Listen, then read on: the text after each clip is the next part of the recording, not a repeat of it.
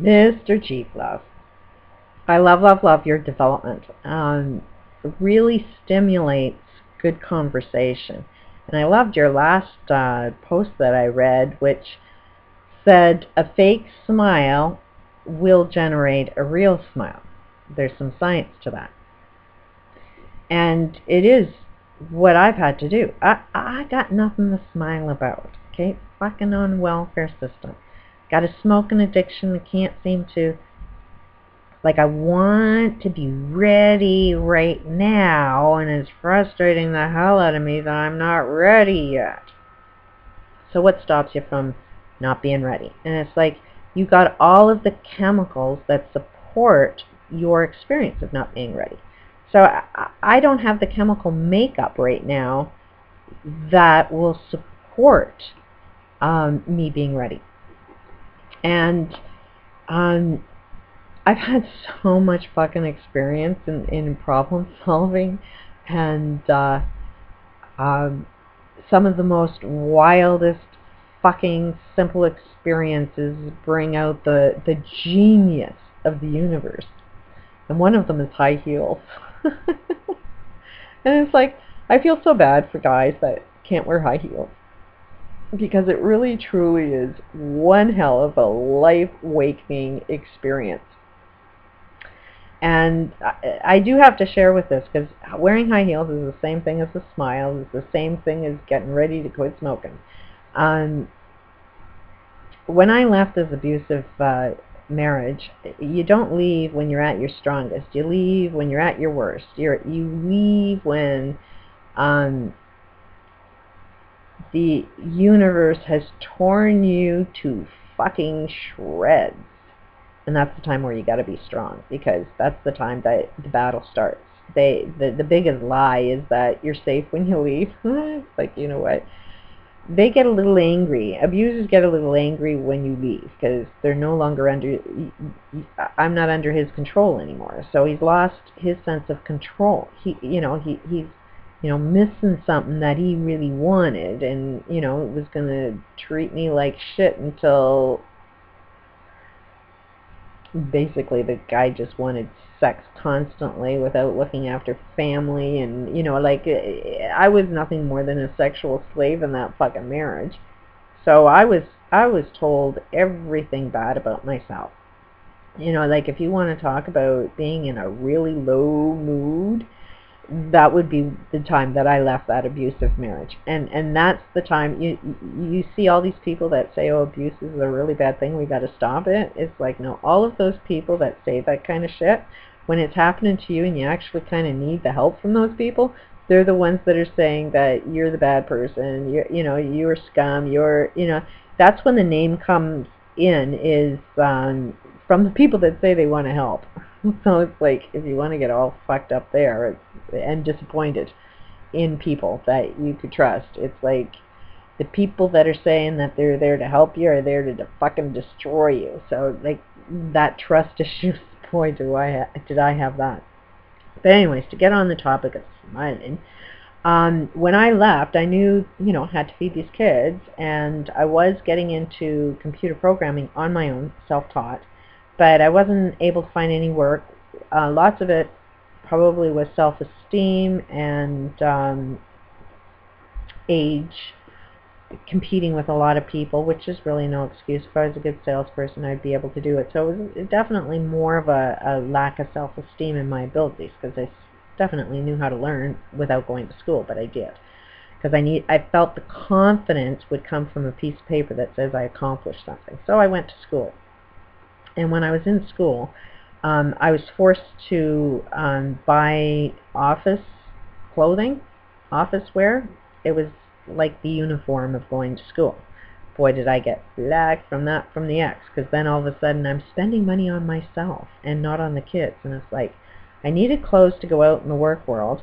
I lived in this marriage for 20 years, never bought anything for myself. Anything was just hand-me-downs from somebody else. Meanwhile, everybody else in the family's got new shit. Like, everybody had new clothes except for me. So the time that I finally bought something for me that I had to for school was like my worst fucking enemy, because that's the time my husband started telling my kids that I was really, really selfish and only thinking of myself, and all of the money that I did have was going into myself. And you know, if the kids were hungry, it was because I was spending money on myself. And it's like, wake up, you fucking idiot, that there's only this much money that I make and all of it is going towards the kids, you know. And if they're going hungry, maybe it's because you didn't put your share into it. So anyways, that is the insanity that I was dealing with. And society will definitely judge you that if you're not making a good enough income, they tell you you're a bad parent. So anyways, except for the parent that doesn't pay a dime. The bad parent is the one that's financially supporting the kids. The good parent today is the one that doesn't pay his child support and has all of the money in the big house. That's the hero in our universe today. Anyways, pulling it back.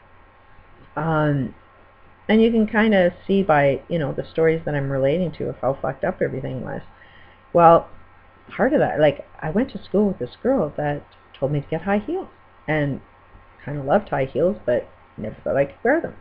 And I had to wear these freaking high heels that I bought, you know. And you know what happens is you look like a fucking idiot if you don't stand straight. So it forces you to have a really strong posture. If your head's tilted down, then you will walk with a slouch, and you look like a friggin' idiot. So in order to stride and look like you got your shit going on, you got to have perfect posture. And perfect posture gives this amazing sensation of confidence.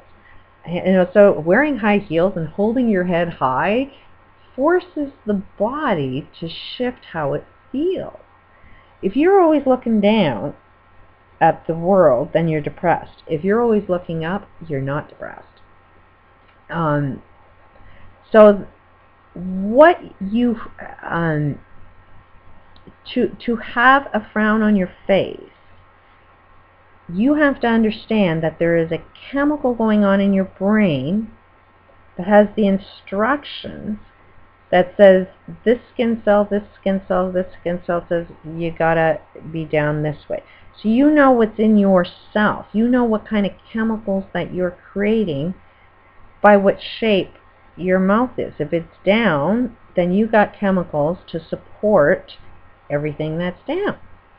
But if you put a smile on your face, in order for that skin cell to stay there, to form everything that makes a smile look like a smile, your brain has to support those instructions to keep that smile working. So it's like, yeah, a fake smile. When you force that smile on your face, then you're forcing the chemicals to support that experience. And then it's over time, when you get addicted to those chemicals that force that smile on the face, the body changes. It has to, because it has to make different chemicals.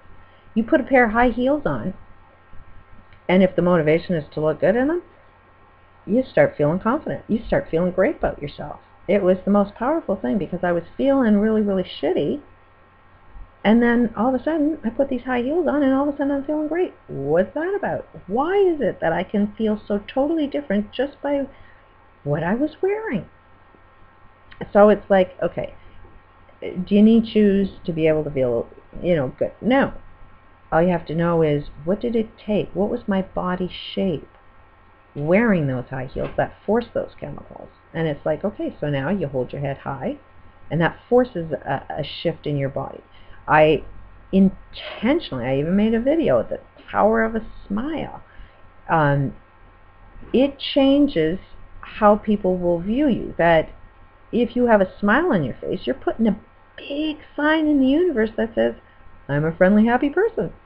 We all want friendly, happy people. Unless we're all bitchy and we want somebody to, you know, am I the only one?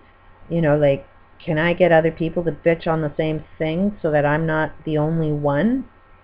So you can get caught in that game, and when you see somebody sad, you may be attracted to somebody sad because you're trying to see if they're telling the same story as you, and then you're like accepted. But it's like, get out of that. It's like, is that what you really want? Do you really want to be just accepting in something that's bad? Then what does that do? So it's like you got to pull yourself out of that. And what is it that you want?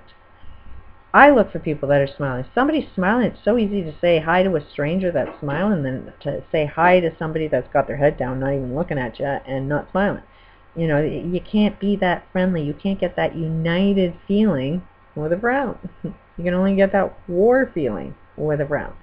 So, yeah, it's the power of a smile is the power of faking it until you make it is genius.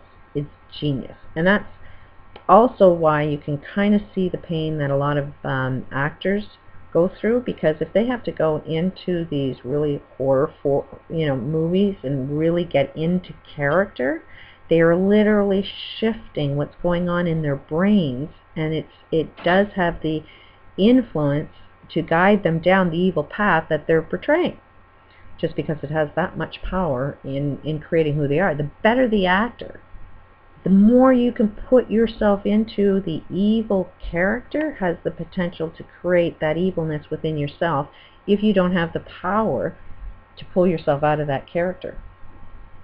It is a challenging job to be an actress and be good at it.